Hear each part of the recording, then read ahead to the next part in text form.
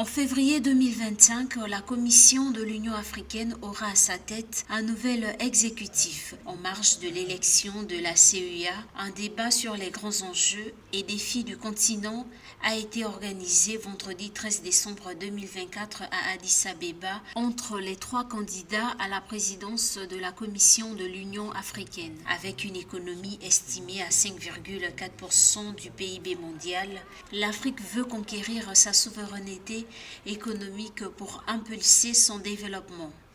Ce qu'il faut faire, c'est de continuer à soutenir les efforts que nous avons faits. Il y a déjà un secrétariat qui existe à Ghana, le secrétariat de la ZLECAf. La ZLECAf, c'est juste une zone géographique, c'est toute l'Afrique. Nous n'y sommes pas encore à ce libre-échange. Mais si nous arrivons à faire en sorte que le libre-échange s'opère, et très vite, il est fort possible que nous triplons nos performances en matière de développement économique.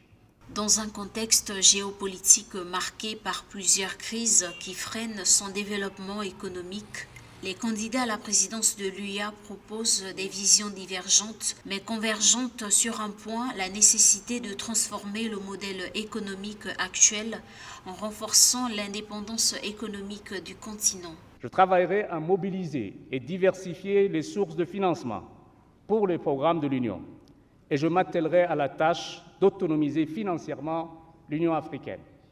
L'intégration passe par le commerce et le commerce intra-africain doit aller au-delà des 18% affichés à ce jour. Je travaillerai à la levée des barrières non tarifaires.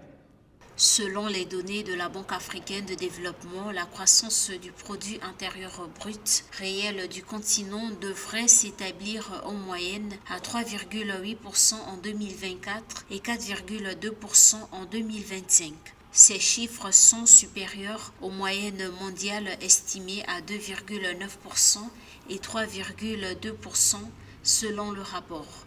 L'infrastructure financière internationale a beaucoup joué en défaveur de l'Afrique, car les pays africains ont pu emprunter de l'argent à des taux d'intérêt très élevés par rapport à d'autres pays ayant le même statut que les pays africains. Nous devons repenser la question de l'infrastructure financière internationale qui est, je pense, l'un des principaux points de départ. L'élection à venir ne sera pas qu'un simple scrutin administratif, mais un moment définitif pour repenser le modèle de développement africain. Le candidat élu aura la lourde responsabilité de tracer une nouvelle voie entre pragmatisme et ambition souveraine.